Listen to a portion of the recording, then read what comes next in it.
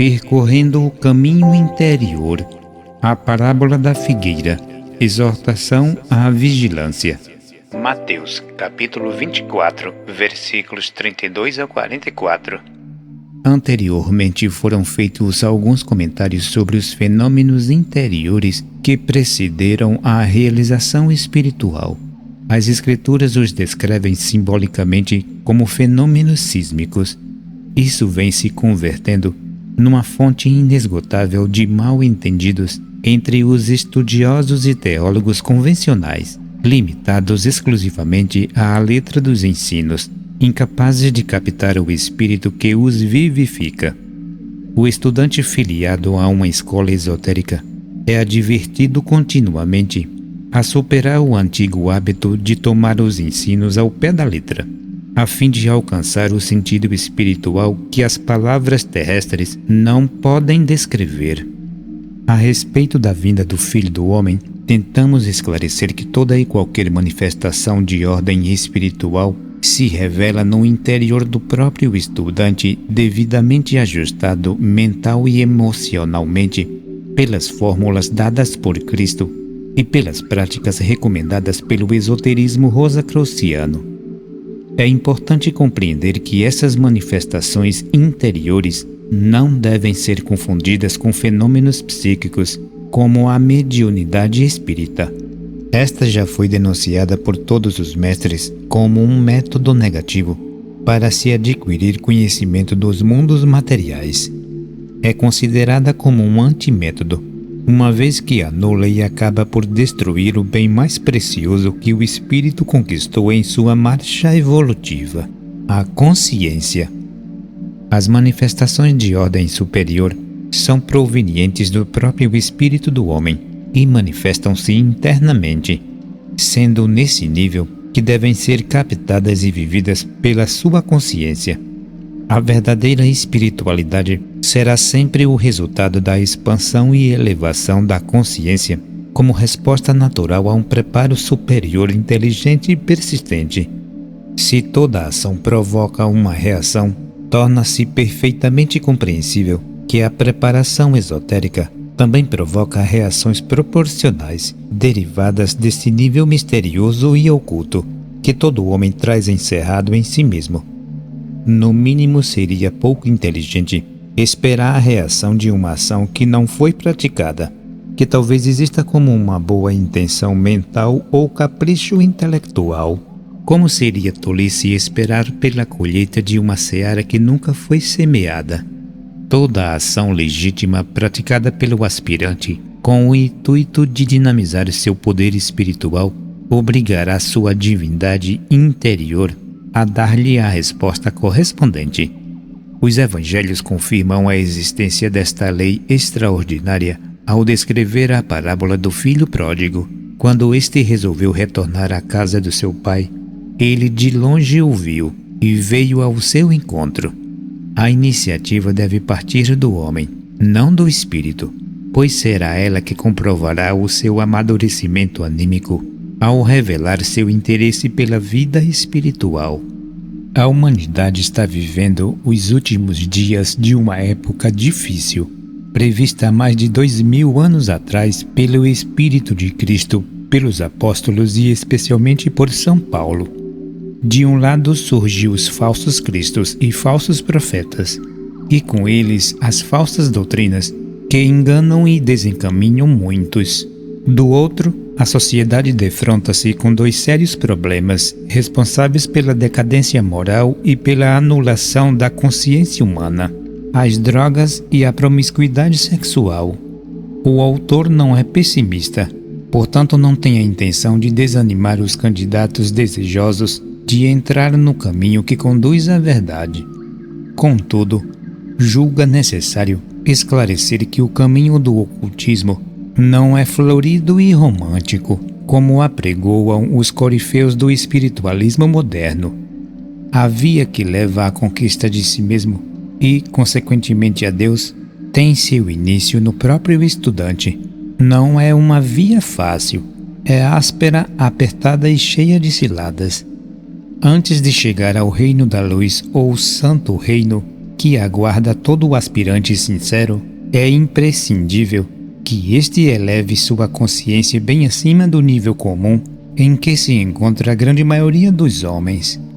Não há alternativa a não ser a simbólica travessia do Mar Vermelho, forças de repulsão, citada pela Bíblia. Essa travessia evidentemente é psicológica e só se fará possível se o estudante for guiado pela lei e pela inteligência esclarecida pelo estudo. Moisés. Os evangelhos afirmam que a vinda do Filho do Homem, a consciência crística, é precedida por sinais, levando à conclusão que todo verdadeiro discípulo que observa os mandamentos de Cristo tem o direito sagrado de esperar por eles. A parábola da figueira descreve essas manifestações interiores com um vocabulário velado e misterioso, inteiramente incompreensível para o intelecto sensorial, porém perfeitamente claro para o sincero discípulo de uma escola esotérica. A parábola da figueira. Exortação à vigilância. Mateus capítulo 24, versículos 32 a 44. Aprendei, pois, a parábola da figueira. Quando já os seus ramos se renovam e as folhas brotam, sabeis que está próximo o verão. Assim também vós, quando virdes todas estas coisas, sabei que está próximo às portas. Em verdade vos digo, que não passará esta geração sem que tudo aconteça.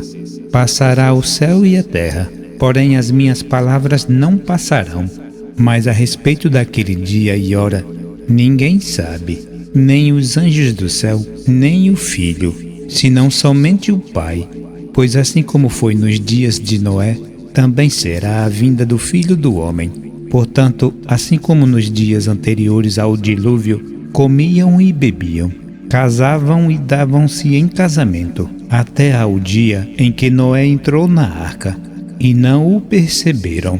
Senão quando veio o dilúvio e levou a todos, assim será também a vinda do Filho do Homem. Então 2 estarão no campo, um será tomado e deixado o outro. 2 estarão trabalhando no moinho, uma será tomada e deixada a outra. Portanto vigiai, porque não sabeis em que dia vem o vosso Senhor.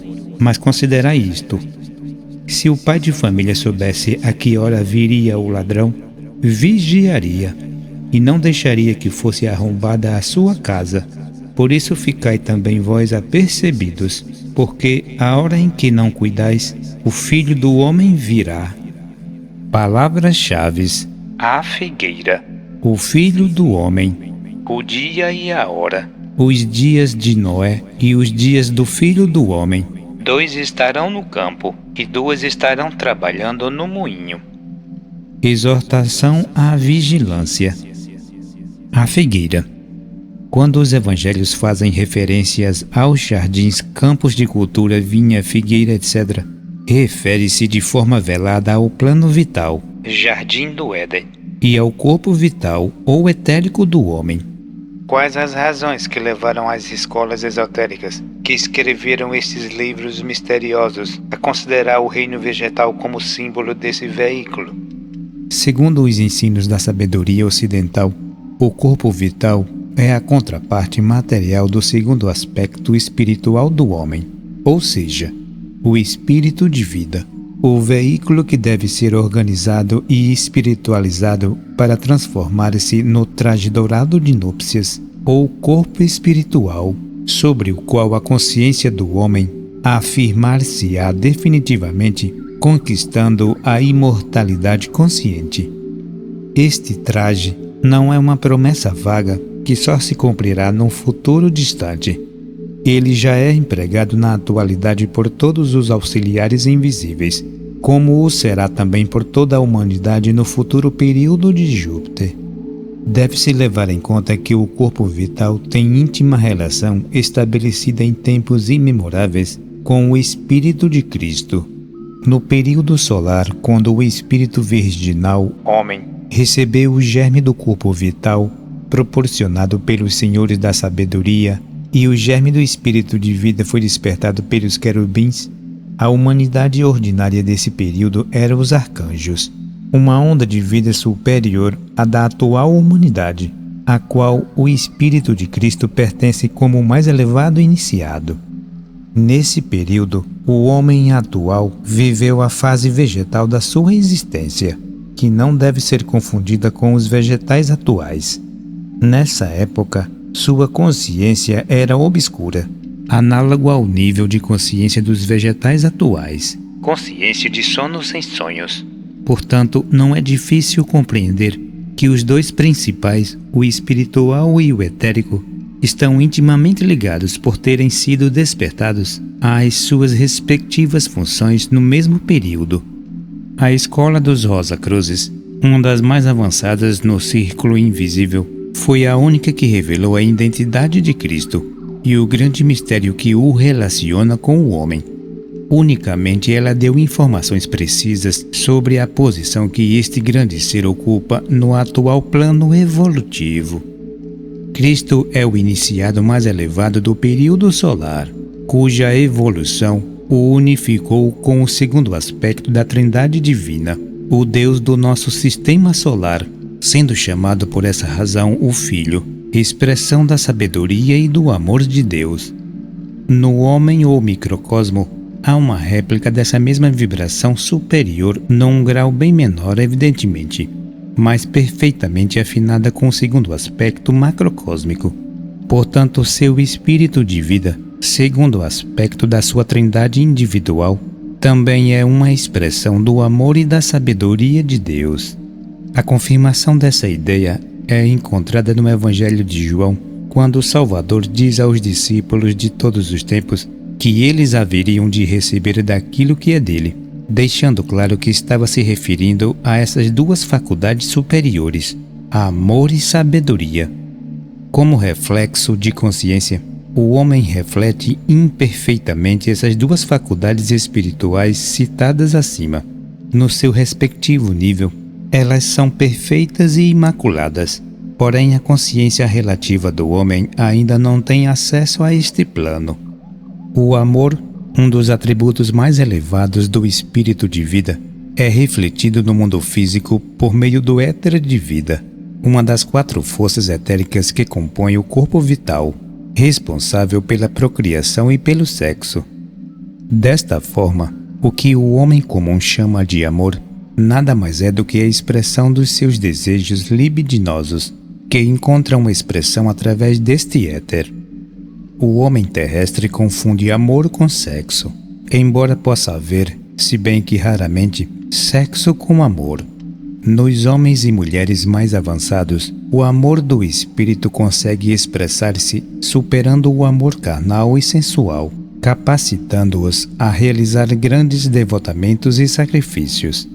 É por meio deste amor superior que o homem e a mulher podem sentir e avaliar a grandiosidade do amor de Deus.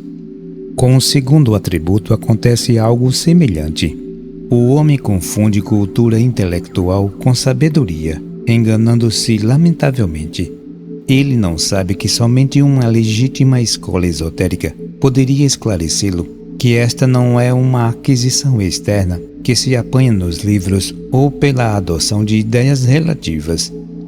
A sabedoria procede de dentro e de cima, como patrimônio exclusivo do Cristo interno do homem, espírito de vida. O conhecimento intelectual, por maior e mais refinado que seja, é uma gravação de ideias provindas do exterior. É um conhecimento ilusório e parcial, adquiridos por meio dos sentidos, éter luminoso, e gravados na memória subconsciente, éter refletor, ambos pertencentes ao corpo vital. Com o estudo do esoterismo, pode-se compreender que a ilusória sabedoria do homem ilustrado não passa de um conhecimento muito superficial do mundo das formas, fenômenos e acontecimentos que se manifestam apenas como efeitos. O conhecimento de uma forma ou fenômeno, seja de que natureza for, não habilita o homem a ver e conhecer a causa ou realidade interna espiritual que o projetou no mundo das formas. Vê-se, portanto, que os grandes intelectuais, os cientistas e especialmente os teólogos só têm acesso a meias verdades, aquelas que suas consciências alcançam por meio dos sentidos, pois a outra metade, de ordem espiritual, só a sabedoria do espírito de vida lhes pode revelar. Nenhum instrumento científico, por mais sofisticado que seja, pode mostrar-lhes as causas espirituais que constituem a essência de todas as formas físicas. O intelecto é e será sempre um instrumento valioso na aquisição do conhecimento, porém sempre será um instrumento, e como tal, deve ser dirigido e orientado pelo espírito, não pela personalidade vaidosa e superficial, que nada sabe a respeito das realidades da vida e de Deus. O corpo vital é o veículo que deve ser organizado pelo método esotérico, para que o discípulo possa entrar na iniciação. Este veículo é simbolizado pela figueira, mencionada na parábola. Assim como os ramos e as folhas sucedem, crescendo em direção ao céu, culminando com o aparecimento dos frutos, de forma semelhante, a mentalidade do estudante deve crescer em direção ao espírito interior, assentado na mente abstrata, céu. As ideias superiores transmitidas pelas escolas genuínas, gravadas no éter refletor, estão em perfeita sintonia com o espírito de vida do homem, constituindo-se no único meio para aproximar-se dele. Quando este veículo estiver organizado e espiritualizado pelo método esotérico cristão, refletirá com perfeição a sabedoria e o amor de sua contraparte espiritual, o espírito de vida, o Filho do Homem. A espiritualidade será sempre uma questão de consciência e de mudança de mentalidade. Só por meio de uma reprogramação mental é possível aproximar-se da divina presença interior. São Tiago, em sua epístola, confirma a veracidade deste princípio ao afirmar: chegai-vos a Deus, e Ele se chegará a vós outros. Tiago, capítulo 4, versículo 8. O Filho do Homem. Sem o conhecimento esotérico, não pode haver uma visão clara a respeito de si mesmo, devido ao seu estado mental emocional negativo, distante ainda do nível humano. A astúcia é uma faculdade subhumana, inferior ao animal, completamente oposta à razão e os sentimentos superiores. Para que o nível humano se estabeleça no homem, é necessário que ele conquiste o pleno domínio de sua mente e sentimentos, deixando de ser escravo das ilusões, para transformar-se em senhor de si mesmo e do seu destino. O treinamento esotérico é efetuado sobre o corpo vital no sentido de organizá-lo e sensibilizá-lo, visando elevar verticalmente a consciência humana, tornando-a mais viva e penetrante. Não seria exagero supor que este treinamento diminua gradativamente a distância que separa o homem do seu Deus interior. Tentamos explicar ao longo do nosso estudo que o corpo vital, além de ser o assento da memória e percepção, 5 sentidos, é semelhante a um espelho que reflete a luz do espírito. A imagem refletida nesse espelho psíquico é a consciência humana ou homem terrestre, que, por ser reflexo apenas, vê tudo ao contrário da realidade. O treinamento esotérico é um meio para promover a limpeza, batismo, desse espelho refletor manchado pelo egoísmo astucioso e exclusivista, pelos vícios e perversões de toda a ordem. Quanto mais limpo for esse espelho, mais perfeito será o reflexo produzido por ele.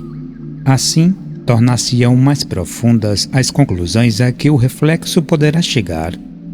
Quando o veículo refletor alcançar o máximo do seu aperfeiçoamento, purificação, a consciência humana ou reflexo elevar-se-á às alturas espirituais, glorificando o amor e a sabedoria, cujos atributos pertencem exclusivamente ao seu Cristo interno, ou Filho do Homem, confirmando através da experiência pessoal as palavras do Salvador. Quando vier, porém, aquele Espírito da verdade, ele vos guiará a toda a verdade, porque não falará por si mesmo, mas dirá o que tiver ouvido, e vos anunciará as coisas que estão por vir. Ele me glorificará, porque há de receber do que é meu, e vou-lo há de anunciar. João capítulo 16, versículos de 13 a 14. O dia e a hora. É notável como os evangelhos, em sua simplicidade, com apenas 2 palavras, permite ao investigador sincero extrair das entrelinhas um imenso significado espiritual.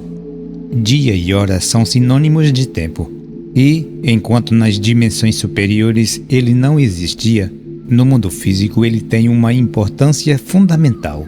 Todo o processo material, e até mesmo a evolução da consciência humana, transcorre sob as influências dos fenômenos temporais, originados pela rotação da Terra ao redor do seu eixo, e ao mesmo tempo pela translação ao redor do Sol. Ambos os movimentos são responsáveis pelas horas, dias, noites, assim como pelo ano e pelas 4 estações. Voltamos a enfatizar a relatividade da consciência do espírito, e, diante desta afirmação, o estudante atilado não poderá se eximir da pergunta: o que é uma consciência relativa? É algo que não existe por si mesmo, que não depende de algo para sua expressão. É relativo a alguma coisa. Cremos não ser difícil compreender que a consciência do homem é dependente primeiramente do espírito, e a seguir do corpo etérico e físico, os quais refletem a luz que vem de cima, na forma de uma consciência de vigília. Quando o espírito se retira do corpo à noite ao dormir, a consciência do homem comum simplesmente deixa de existir, embora ele continue a existir. Foi este fenômeno misterioso que levou os gregos da antiguidade a afirmar que o sono é irmão da morte, pois este não deixa de ser uma morte temporária. Para que se possa alcançar a gravidade deste estado incompleto de consciência relativa, é preciso compreender que o corpo físico está subordinado ao fator tempo. Por melhor que seja a sua conformação e por maiores que sejam os cuidados dispensados a ele. Assim como a chama da vela depende da cera da qual se alimenta e que demarca o tempo da sua duração, assim também sucede com a consciência, com esse fogo espiritual roubado do céu interior, que, para poder arder e existir, consome o veículo físico. Daí a afirmação de São Paulo: pois o nosso Deus é um fogo consumidor. Hebreus, capítulo 12, versículo 29. O Evangelho de João aconselha o homem a trabalhar enquanto tem a luz, consciência, para que se faça filho da luz. Essa afirmação deixa subentendido que dia virá em que a luz poderá faltar, ou ao menos não encontrar meios para se refletir. O propósito da evolução é fazer a luz refletida, consciência do homem, compreender a necessidade de unir-se à luz verdadeira que a gerou e sustenta. O ocultismo fez da vela ou da cadeia um dos símbolos mais completos para mostrar a relação entre o corpo que serve de apoio à consciência e o espírito responsável pela sua existência. A simples observação fará que a chama se alimenta da cera e, quando esta termina, a chama se apaga. Algo semelhante sucede com o homem. Sua consciência só se torna manifesta enquanto o espírito está encarnado, isto é, enquanto consome a matéria física que compõe o corpo. Quando esta termina, a luz do espírito não encontra meios para manifestar-se, e o homem terrestre desaparece temporariamente por mais ou menos 1000 anos. Com este exemplo, compreender-se-á que a consciência, reflexo da luz ou fogo do espírito, só existe quando este consome o corpo físico. Entretanto, o espírito não poderia ficar eternamente na dependência de um corpo material para refletir a sua luz, e por meio de um processo especializado, é possível criar uma vela psíquica especialíssima, que não sofra o desgaste produzido pelo tempo e pela combustão do fogo espiritual. Uma vela eterna sobre a qual a chama, consciência, se alimenta sem consumi-la. A sarça ardente do Êxodo, capítulo 3, versículo 2. A esta vela mágica deu-se o nome de corpo espiritual, soma psíquico, sobre o qual a consciência, a chama do homem imortalizar-se-á, pois este veículo, uma vez espiritualizado, não será mais afetado pelo tempo e, consequentemente, pela morte. É comum nos meios esotéricos fazer-se referência a um estado superior de consciência, que ainda não chegou para a grande maioria e para a qual é preciso preparar-se. O Espírito de Cristo nessa parábola faz a alusão a esse futuro que, segundo ele, ninguém sabe quando será, nem os anjos dos céus, nem o Filho, somente o Pai. Segundo os ensinos da sabedoria ocidental, o espírito do homem se manifesta sob 3 aspectos distintos. 1. Espírito divino, Pai, tem como contraparte material o corpo físico.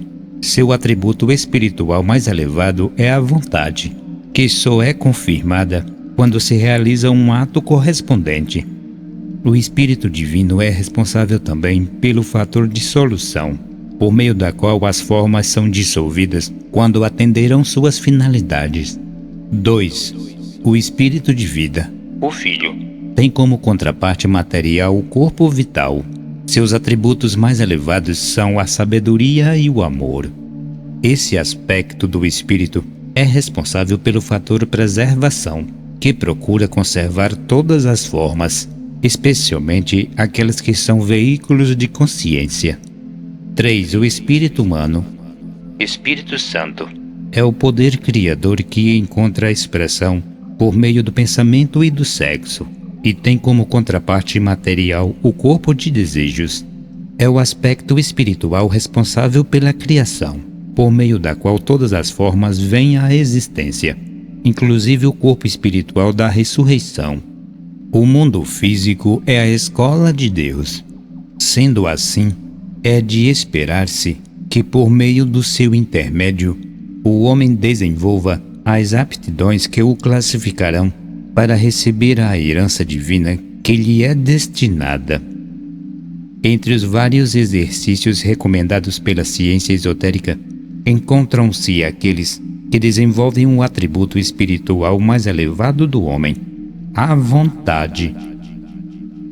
Na grande maioria, esta faculdade se encontra em estado estático, isto é, latente.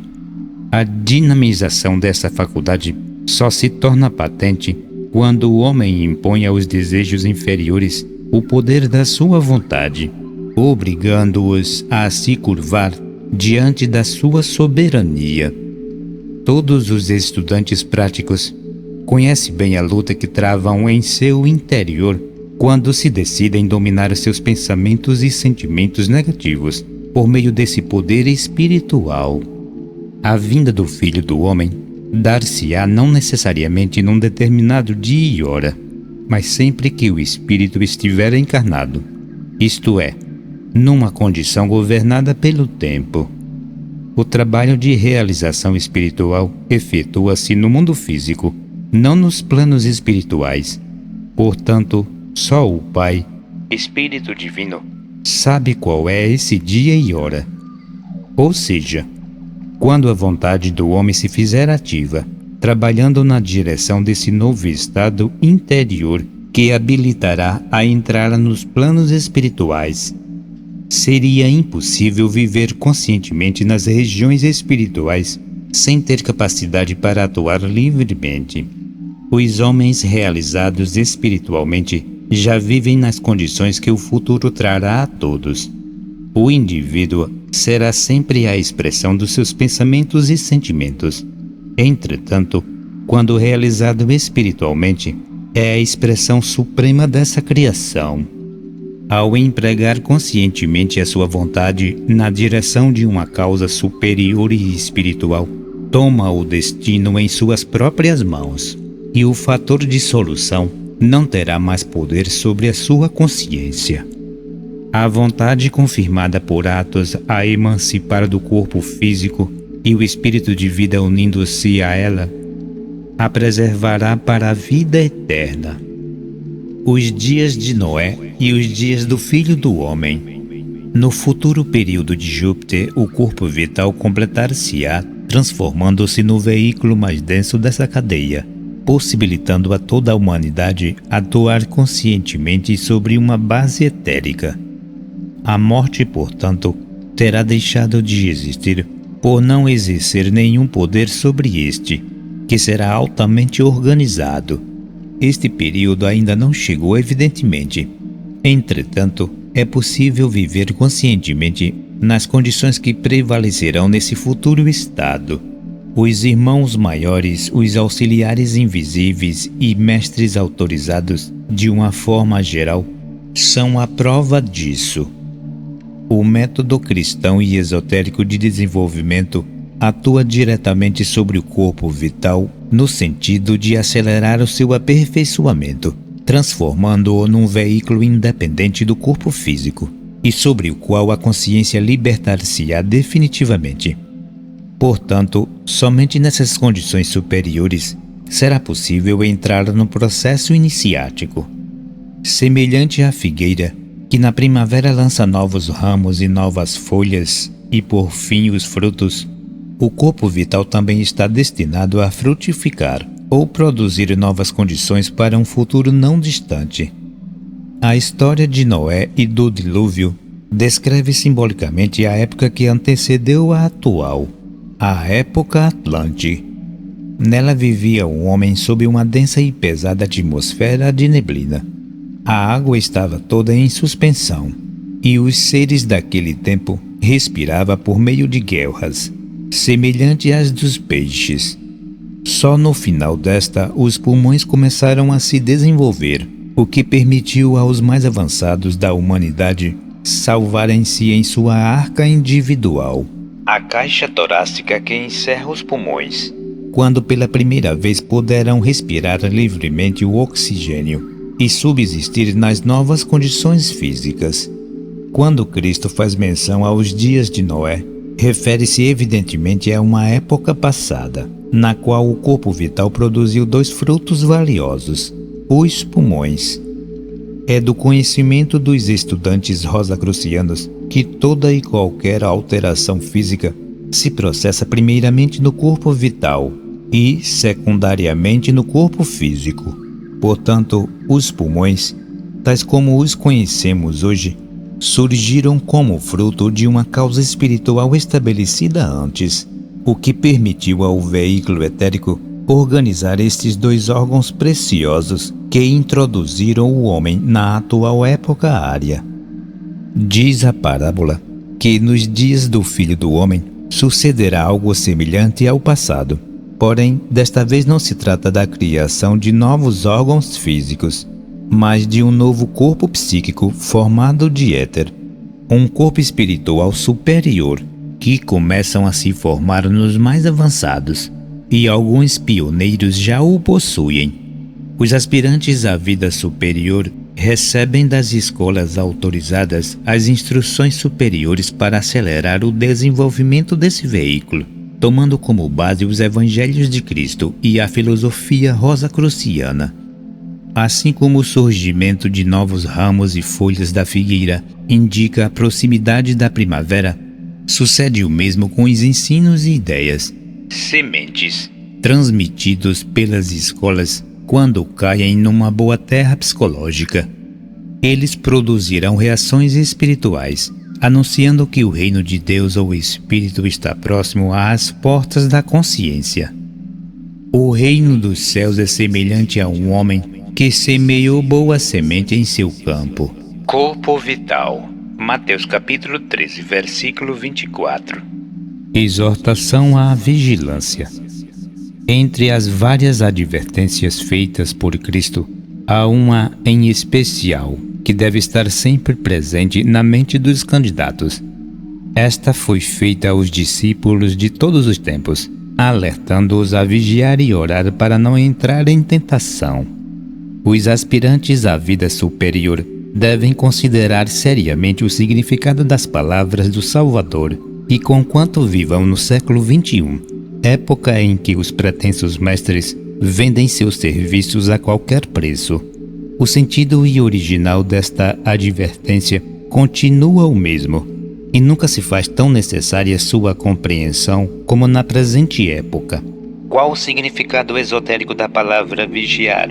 E por que Cristo exortou os discípulos a fazê-lo? Os evangelhos insistem na necessidade de um despertar, que nada tem a ver, evidentemente, com o despertar natural de todas as manhãs. São Paulo tinha em vista essa mesma necessidade ao afirmar: desperta, ó tu que dormes, levanta-te entre os mortos, e Cristo te iluminará. Efésios, capítulo 5, versículo 14. O autor da obra Psicologia da Possível Evolução do Homem, Sr. Pedro Ouspensky, oferece aos estudantes algumas chaves preciosas ao estudar o problema do adormecimento psicológico do homem.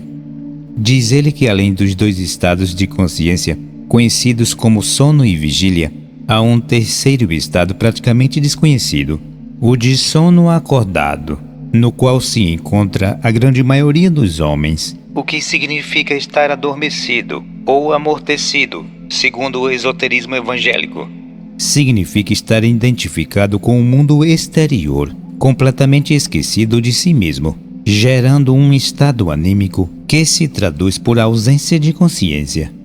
Nesse estado de sono acordado, funcionam apenas os registros automáticos do subconsciente, que respondem de forma mecânica aos estímulos sugeridos pelo exterior. Os atos humanos raramente são dirigidos pela consciência, refletindo o condicionamento imposto pela educação, pela cultura, pelo ambiente em que vive e pelos hábitos da moda. Não foi sem razão que o apóstolo afirmou: infiéis, não compreendeis que a amizade do mundo é inimiga de Deus? Pois que quiser ser amigo do mundo, constitui-se inimigo de Deus. 3 Tiago, capítulo 4, versículo 4. O verdadeiro trabalho esotérico e cristão consiste em despertar o aspirante para essa realidade psicológica. É imprescindível que se faça consciente de si mesmo, atento a todos os acontecimentos que ocorrem em sua volta. Deve observar os efeitos que essas impressões, transportadas pelos sentidos, provocam em sua alma, a fim de não ser apanhado desprevenido pelos impulsos emocionais negativos, tentações, que, ao se despertarem, podem envolver e rebaixar sua consciência. Este estado interior é apresentado na forma de um assalto psicológico na passagem evangélica do Bom Samaritano, Lucas capítulo 10, versículo 25 a 37, que descreve veladamente a condição do aspirante quando este é envolvido pelo sono psicológico, que precipita sua consciência do nível superior, simbolizado pela palavra Jerusalém. Aqui haverá paz, para o nível inferior, Jericó, onde esta sofre o assalto e o espancamento emocional. O caminho de retorno à casa do Pai, Espírito, está repleto de ilusões e de lembranças do passado, Jericó, gravações subconscientes. Estas lembranças encontram-se fortemente carregadas de emoções negativas que a memória traz conscientemente para o presente, revitalizando-as com o poder do pensamento. Nesse percurso interior, o estudante é muitas vezes envolvido por essas lembranças, pela saudade de um passado morto, que em realidade não existe mais. Não é inteligente exumar o passado a fim de envenenar o presente. Não é conveniente nem racional deixar de viver o dia de hoje para envolver-se com as lembranças do passado, que podem paralisar o avanço no caminho. Cristo advertiu aos discípulos a esse respeito ao dizer: ninguém que, tendo posto a mão no arado, olha para trás, é apto para o reino de Deus. Lucas capítulo 9, versículo 62. O esoterismo cristão aconselha os estudantes a considerarem o presente e não o passado, o dia de hoje e não o de ontem. O que passou existe apenas nas lembranças gravadas na memória, éter refletor, e estas podem ressurgir no campo consciente, fazendo o estudante lembrar aspectos nem sempre desagradáveis da sua existência atual, lembranças que ele gostaria de reviver, despertadas por sugestões auditivas e visuais que ele conecta com o passado. Estas poderão adormecê-lo novamente, rebaixando o nível de sua consciência e obrigando-o a viver papéis ridículos muitas vezes. Eis uma das razões da advertência de Cristo: vigiai. Diz a Bíblia que durante a travessia do deserto, Moisés, lei, teve que condenar à morte vários elementos que se compraziam em falar sobre o Egito, que simboliza a submissão e as lembranças do passado. Hoje é o dia da salvação, disse a razão eterna, e os discípulos do maior dos mestres são aqueles que no presente preparam-se para o futuro, tendo em vista o supremo objetivo de alcançar a sabedoria e a vida eterna. Orar foi a segunda recomendação dada por Cristo. O que é orar? É primeiramente falar. É exteriorizar o poder criador do pensamento e do sentimento, por meio das vibrações sonoras produzidas pela palavra. A oração é um pensamento que fala, diz Elifas Levi. As muralhas de Jericó ruíram devido ao poder dos sons, produzido por cornetas elaboradas com chifres de carneiro. Cristo. As cornetas simbolizam os instrumentos que emitem o som criador, a palavra. Para que estas vibrações sonoras possam produzir efeitos superiores e especializados, devem estar sintonizadas com as vibrações crísticas. Hão de ser a exteriorização sonora de ideias superiores dirigidas pelo poder da vontade, que, uma vez projetada pela palavra, através da corneta ou laringe, eliminem as vibrações psicológicas, as muralhas, que impedem o avanço da consciência. É importante que o estudante compreenda que a oração ou palavra de fé é o princípio de toda a criação, quer no plano físico ou psíquico. Não afirma São João que no princípio era o Verbo e que sem ele nada do que foi feito se fez? Orar é exteriorizar, por meio da palavra de fé inteligente, a vontade, o pensamento e o sentimento. É criar conscientemente seu próprio destino superior, através de elementos psíquicos elevados, anjos, que o estimularão a manter-se firme e invariável no caminho que conduz à realização espiritual. A criação de elementos psíquicos superiores organizará o corpo vital, espiritualizando-o e transformando-o num veículo de consciência, permitindo-lhe entrar e atuar conscientemente nos planos espirituais como auxiliar da evolução. Nesta parábola, Cristo refere-se ao vosso Senhor numa alusão clara ao espírito do homem, a luz de Deus em seu próprio interior. Sua revelação dependerá de um estado de alma superior, quando este o amar acima de todas as coisas, cumprindo desta forma os mandamentos da lei e o ensino dos profetas.